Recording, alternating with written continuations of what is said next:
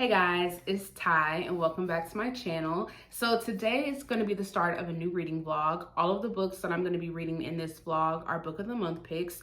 You guys know that I love Book of the Month. I have probably been with them for like the last 3 years at this point. And so when I first joined, they were only allowing you to do one main Book of the Month pick and then you could do 2 add-ons.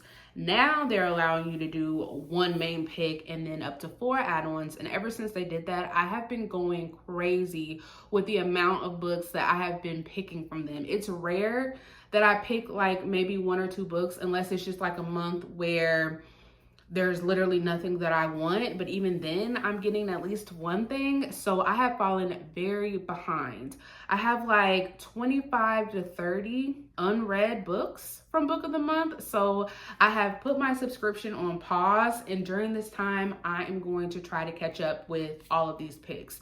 So like I said, there's going to be 4 that I'm going to be reading. 2 I have actually already started.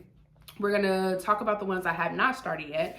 So one of the ones that I'm gonna be reading for this vlog is Margo's Got Money Troubles by Ruthie Thorpe.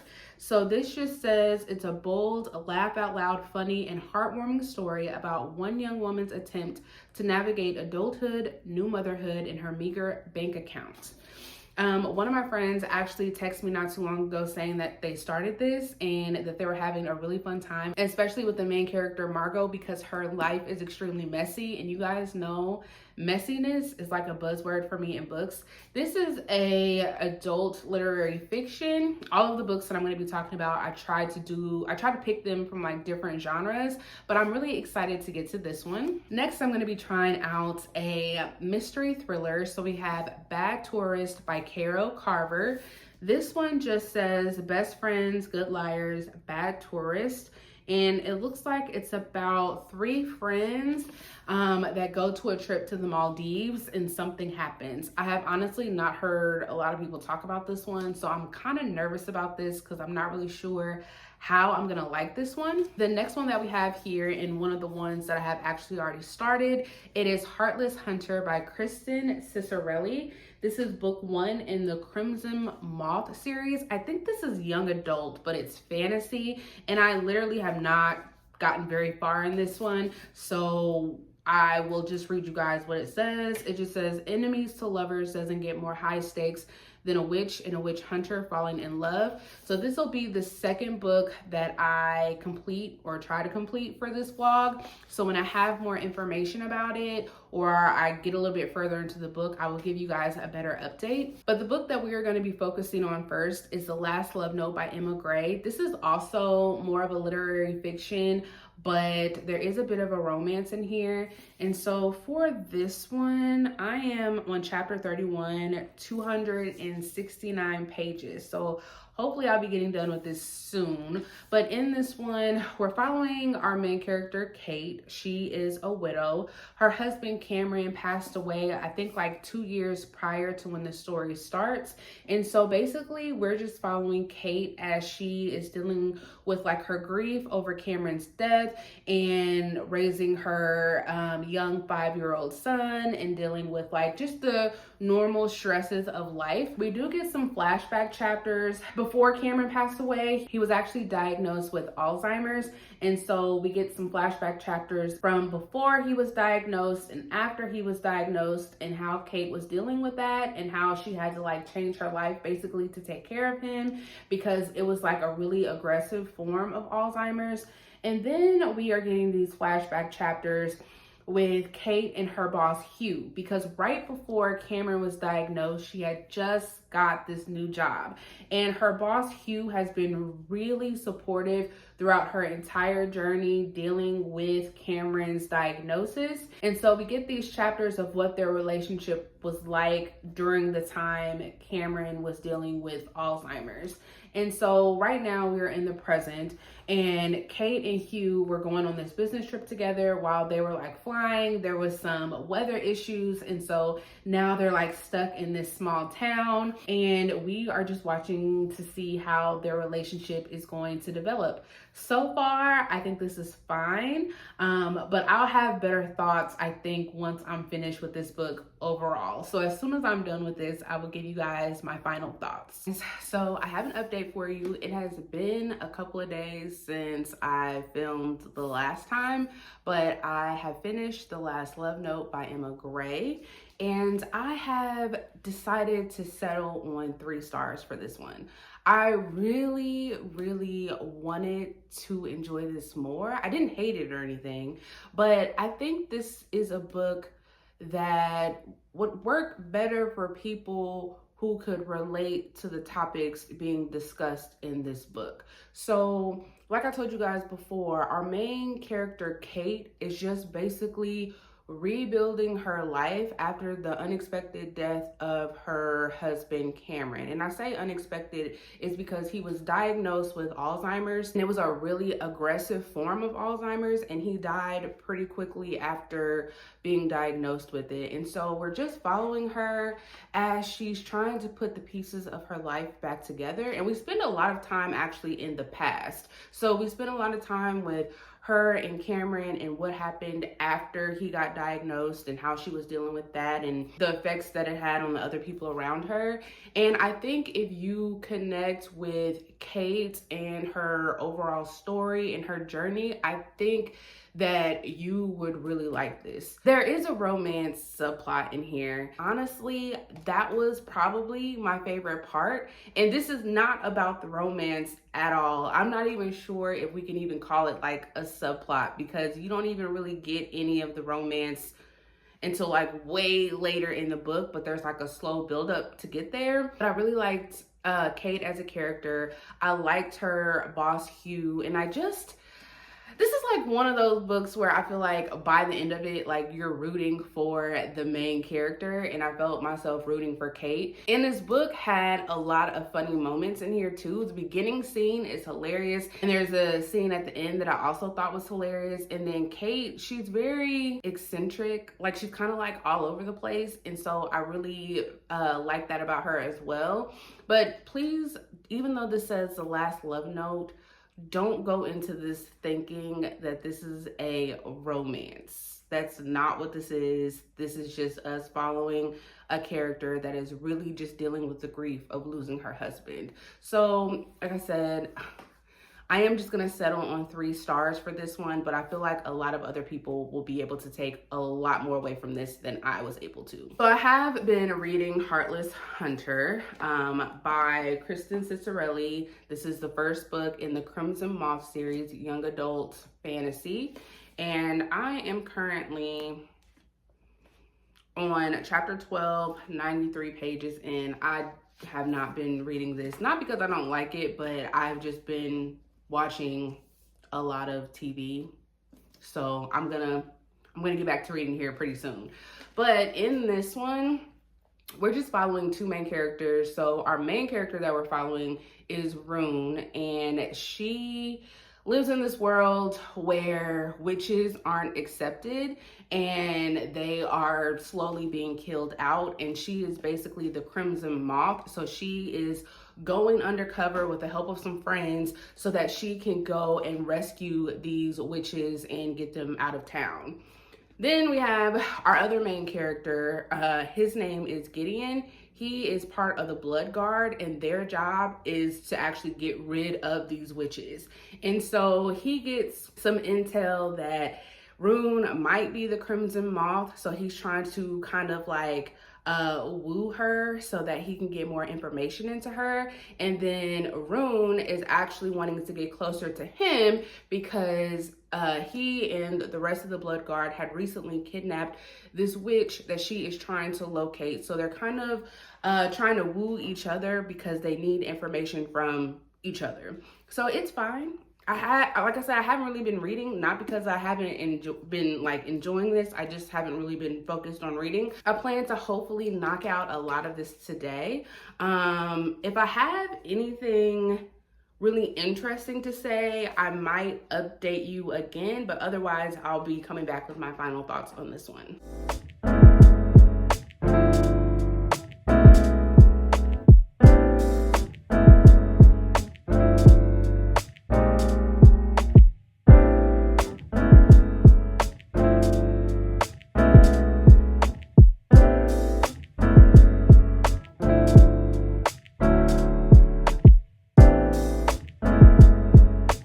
So I have completed Heartless Hunter, and I'm surprised to say that I'm giving this one 4 stars. I honestly did not know how I was gonna feel going into this because this is a young adult romantasy. I don't read a lot of romantasy, so I never know what I'm gonna get when I do decide to pick them up. But this one was so good. So it kind of started off a little bit slow for me, but of course that's only because we were getting some background into our main characters, Rune and Gideon. We were learning about the witches, which I really did enjoy how these witches were depicted in the story. We learned about some of the magic that's being used and how they're able to use it.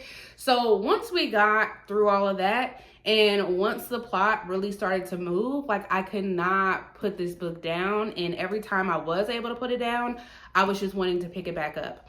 I loved like the slow burn enemies to lovers romance that we got between Rune and Gideon. Now, even though I did like that, I did find both of them to be sort of annoying at times. So Gideon did not come from like, money like Rune did. Rune is a socialite. Well, that's what she pretends to be during the day before she turns into like the Crimson Moth at night to help the witches.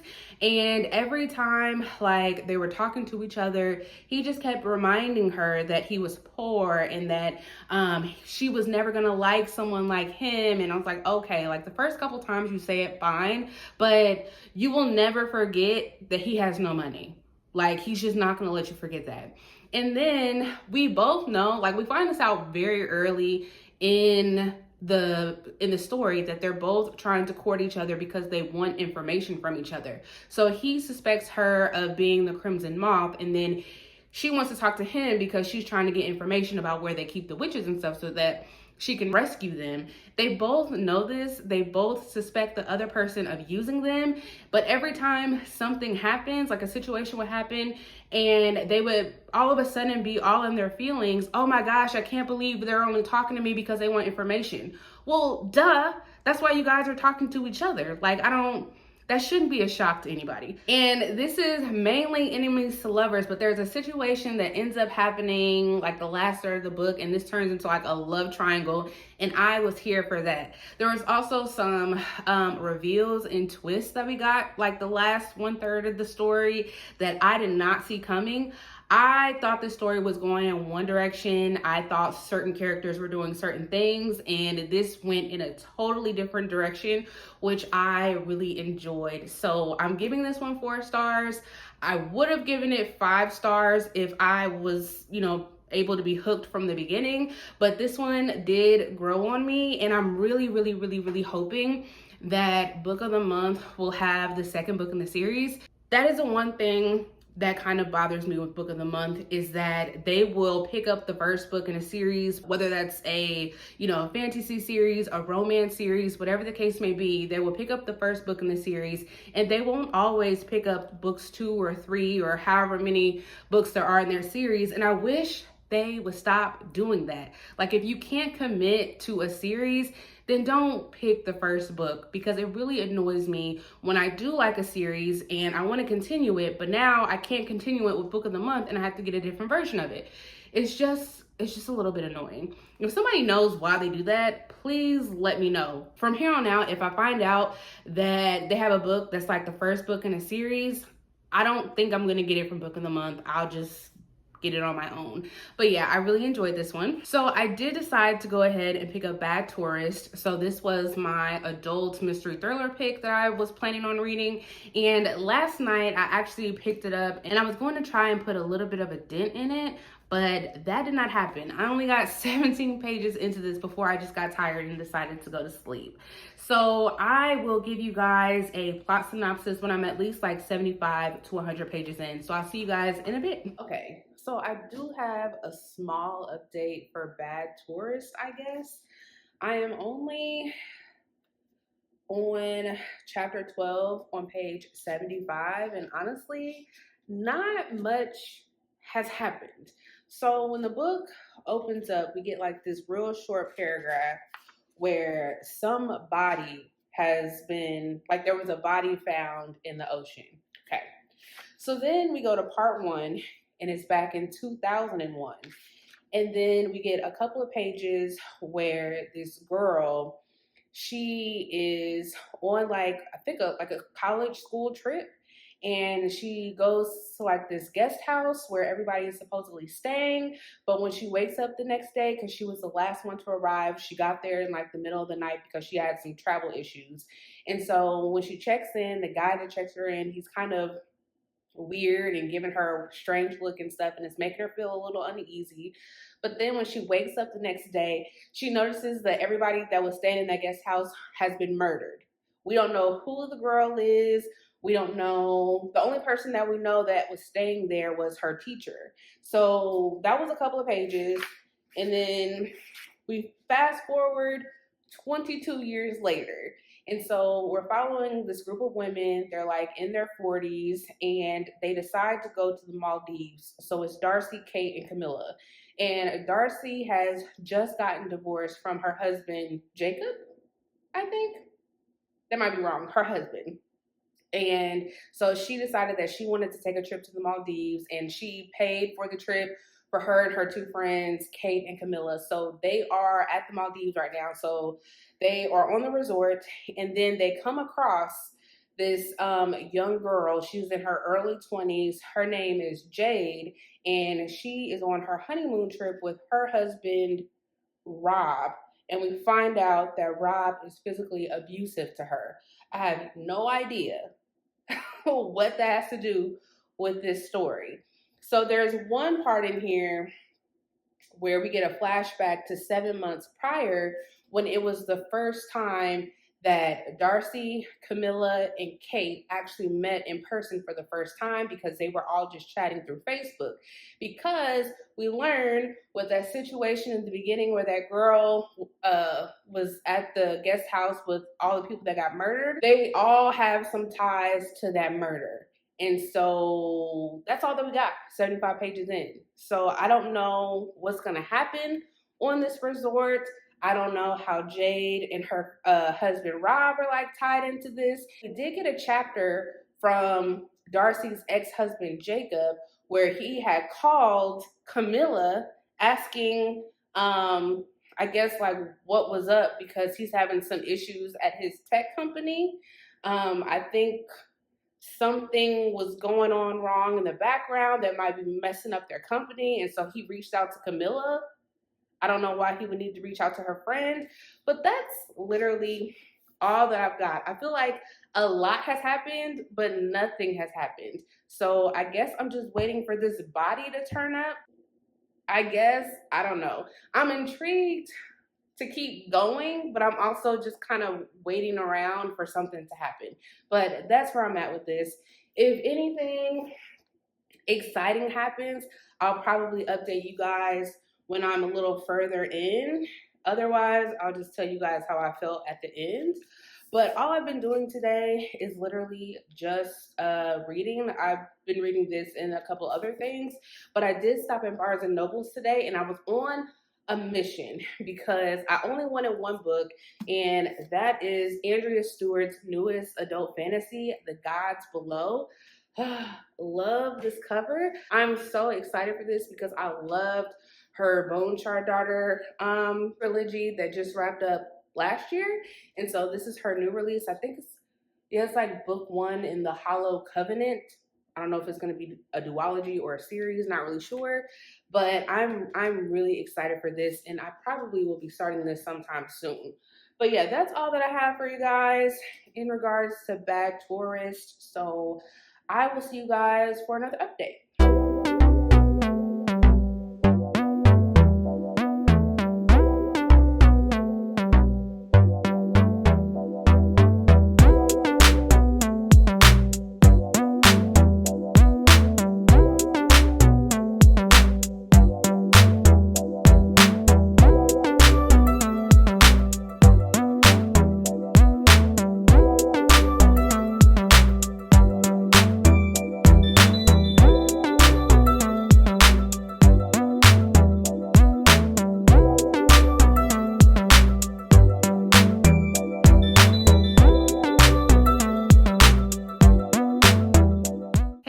guys. So I do have somewhat of an update for you guys in regards to Bad Tourist, but before I jump into that, I did want to go ahead and show you guys some things that I got from a book festival that I went to last night. You should have seen some clips from it, but basically there were some vendors that were selling their merch, or some authors that were selling their books, and then they were selling some other books down on the basement level of this brewery. It was really nice. It was really fun. There was also the lady that runs the Trope bookshop. So she basically like refurbished a short school bus, and on the inside she made it into sort of like a bookshop. And so that was my first time going there. I had seen her advertising the Trope bookshop in like different locations she drives to, but this was the first time I actually got a chance to go inside. So I was really excited about that. So I was able to get a few things. First off, let's talk about this bag. So I got a book from an author. I don't remember the author's name. I will tell you guys once I get to that book. But when she was selling her book, it comes in a really nice package. She was putting them in these like specialty made bags that go along with the book. So this is the candle that we got to go along with the book. So if you purchase the book, then she gave a free candle. It is Cairo's Kiss. It's supposed to be, she said it's supposed to be the smell of the main character, the guy in the book, and it does smell like a nice smelling man. So I got that. And then as far as the book goes, this is how it was packaged. And it took everything in me not to open this up last night because I wanted to wait and show you guys. So the first thing we have here is like this little envelope. And when you open it up, it is a letter that is to the reader. I'm not gonna read this right now. And it's signed from the author. That's cute. And then in this little pouch here, it looks like just some other, oh, it says Dark Obsessions Immersive Reading Kit. And I guess it's just some things that you could get while you read along with the book. So we have the candle, then it suggests chai tea with tequila, cinnamon rolls, and a white shirt. And the name of the book is Dark Obsessions. So we're just gonna open this up. Oh, there's also a necklace, the yin and the yang. That's cute. And then this is the book. It is the first book in a romantasy series that involves vampires. So it's Dark Obsessions by Delphine McLeland. Love that. And I got to meet the author. We took some pictures with her. She was really, really, really nice and really appreciative of us purchasing her book. So I'm really excited to get to this because the way that she described it, it sounds amazing. I think she said it's like a mix of 50 Shades of Grey and something else, but 50 Shades of Grey is really all that I need to hear, and it takes place in Charlotte, so I'm really excited to get to this. I got a few other little things. So I got a pop socket for my Kindle. It says Hot Girl Reads. And then I just got a magnetic bookmark that just says Romantasy. So that's all that I got, and it was a really nice time. After we browsed around, since it was in the basement of like a brewery, we just went upstairs, had some drinks, and ate dinner. So it was a really, really, really good time. But now on to my little update for Bad Tourist. I'm pretty sure the last time I talked to you guys, I was less than 100 pages in. I am 153 pages, chapter 26 at part 2, and finally, I think like a couple chapters ago, somebody finally went missing. There's a lot of moving parts to this, but nothing seems to really be happening. And when I was going through reviews on Goodreads, I literally saw someone say that the book really doesn't start moving until chapter 40. I'm only on 26. Like, what is happening? Remember I told you guys that at the very beginning, there was this incident that took place where all these people were killed in a guest house. Well, one of our main characters who was involved with that, I can't remember if I told you guys, she was like receiving roses from the person that was like involved in those killings. She was receiving these roses. I guess they were like taunting her. She was receiving them every year. And so now that they're on this resort, of course, on the anniversary of those murders, she has received some more roses. This is also the same time that another character has gone missing. So then on the flip side, we're still seeing our character Jade and her husband Rob. She's still being abused. I have no idea what that has to do with the story. He does claim to know one of those women, like one of the women out of our main characters. So I guess, I don't know. I don't know what's going on with that. And then our main character, Darcy, her husband, Jacob, has been reaching out to her friends because he believes that his company, he works for an AI tech company, he believes they're getting hacked. And he thinks that her friends has something to do with it. Like, what? It's so much going on, yet the story is moving so slow. A part of me wants to DNF it, but then another part of me wants to continue to see how all of this is gonna come together. So I'm still gonna continue to read at this point. I'm actually hoping to try and finish this today because I'm kind of over it. So hopefully by the end of today, I can have some sort of an update or my final thoughts for you guys. So I have finally finished Bad Tourist. I actually finished this a couple days ago, but I'm finished with this and I have decided to give this 2 stars. I was really disappointed in this. The reason why I settled on 2 stars is because the first half of this was just extremely slow. There was a lot of setup and we were getting, you know, information into our 3 main characters.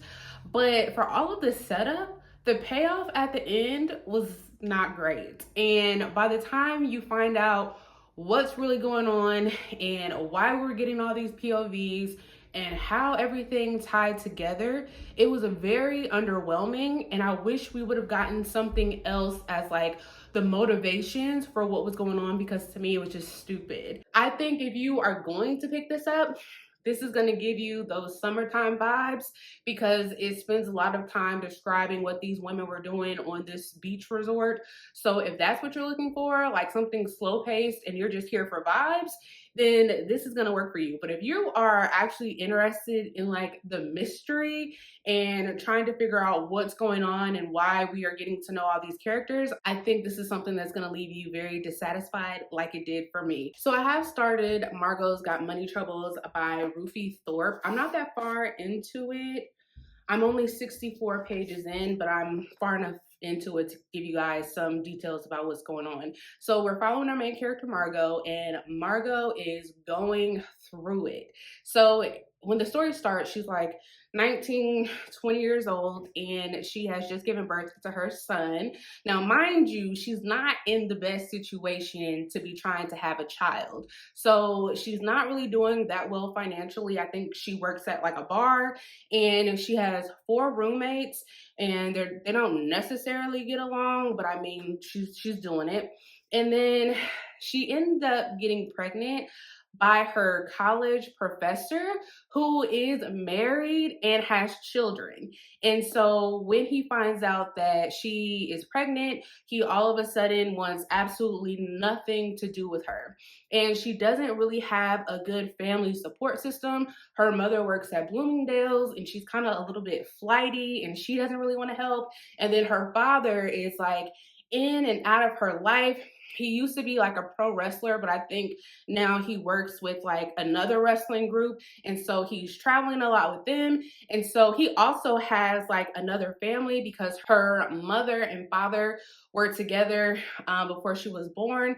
But I think after Margo was born, then her parents broke up and then he got married and had kids, and he spends more time with them and not with Margo and her mom. And so she doesn't have like the best relationship with him. And so once she has the baby, she now realizes how hard it is to raise a baby. And then she just got fired from her job. 2 of her roommates decided to leave the apartment and live somewhere else. And I think it has a lot to do with her child because the baby like cries all of the time. And so now Margo and her other roommate is looking for someone else to stay there, because if they don't find two additional roommates, then they are stuck paying almost $3,000 to cover the rent. And so at the part that I'm at right now, Margo's father decides to show up, and he now wants to be in Margo's life, and he needs a place to stay, and she offers him to stay at their apartment. So that's kind of where I'm at. This just feels like we're just going to follow Margo as she's just trying to navigate life as a young single mother. And I kind of feel bad for her because she is going through a lot. And like I said, she just doesn't really have a good support system. So I'm really interested to see where this is going to go, because even though I feel bad for her and she's like going through all this stuff, parts of this is like hilarious. The first page in this book had me dying. So I'm actually really enjoying this, and the next time that I update you guys, I should be giving you guys my final thoughts for this one. So I have finished Margo's Got Money Troubles. I love this. I rated this one 5 stars. I absolutely love the character of Margo. So at the center of this, we're watching Margo as she is struggling to become this new single mother. But we're also seeing her as she struggles with other relationships. So in order to make money, I think I mentioned this in my first clip that I talked about this, but she got fired from her job, and so her roommates, 2 of her roommates ended up moving out, so that left her and another girl, and they're struggling to figure out what they're gonna do financially. So she decides that she is going to start an OnlyFans. Now, in the beginning, she wasn't sure, but she felt like that was the only option that she had, because she could work from home. She wouldn't have to try and find childcare for her son. And so it just seemed to work. Eventually, she started getting a lot of traction to her page, and she started making a lot of money. But her whole decision to start this OnlyFans account, it ruffled some feathers with some members of her family. In the beginning, her father wasn't very supportive of it, but he eventually changed his mind, and he actually started helping her try to get even more money on her account. Her mother, on the other hand, was not very supportive, and we actually see the deterioration of that relationship in here. And then we also see how some of Margo's friends started to judge her because of the decisions that she made with this account. We're also seeing how Margo is just dealing with judgment from people, period, not only because of her OnlyFans, but because she decided that she wanted to keep this baby and she wanted to raise him on her own, because the father, Mark, wanted absolutely nothing to do with her until one day that changed. And so she also has to deal with that. There's also a lot of conversation around how women, single mothers specifically, from how they're judged from the public in regards to choosing to do OnlyFans, which is a form of sex work. And that's a huge conversation in this book. I also had heard that some people didn't really care for this because of how much it focuses on the OnlyFans. That didn't really bother me. I'm like, girl, get your money however you can get your money. If that's what you have to do to take care of your child, then do it. And she did it. So there's also some talk around like TikToks, and she ended up partnering with these other girls that have OnlyFans, and they started making TikToks in order to bring traction to their accounts. So we saw a lot of that, which was really interesting because she has some interesting concepts. So I actually enjoyed all of that.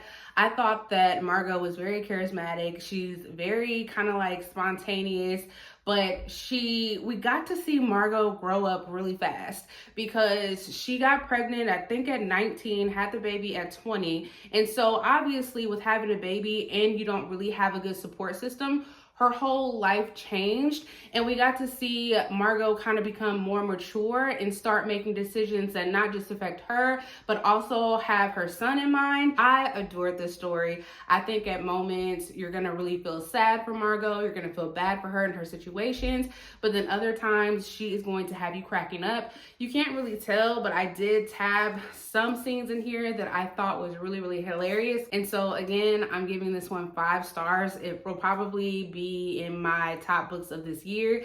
I would definitely check this out if you guys have not read it yet, or if you were kind of on the fence about it. I would say go ahead and try it out. So I just want to go ahead and recap the other books that I read for this vlog. So we have The Last Love Note, which I ended up giving this one 3 stars. And I'm actually happy that I settled on 3 stars, because if you guys remember, I was kind of hesitant on what to really rate this, because even though I didn't find this relatable, I think other people would. But at 3 stars was perfect, because it's only been a week or so since like I've read this, and I honestly don't really remember much, so 3 stars was a good rating for this. Then we had Heartless Hunter, which I gave this one 4 stars. It is a YA romantasy. I had a fun time with this, especially after you get through like the first third of the book. It's nonstop action. It's a little angsty, but I enjoyed it, and I'm definitely looking forward to book 2 that comes out in 2025. And then the last one we have here is Bad Tourist, which I gave 2 stars. Did not enjoy this one. I just found the overall mystery in this and like the reveals to be slightly underwhelming. If you guys are just looking for like a summertime read, if you're here for like vibes, I think this will work out perfect for you. But if you're looking for a little bit more substance to your mystery, this is not going to be one that I think that you will enjoy. But check it out if you're so inclined to. So those are all the books that I have read for this vlog. If I have a chance by the end of the year, because I have some other vlogs planned, I will try to do another vlog specifically on book of the month picks. But if you guys have read any of these, please let me know your thoughts down below. Or if I have convinced you to pick up any of these, please let me know that too. But I will see you guys next time. Bye.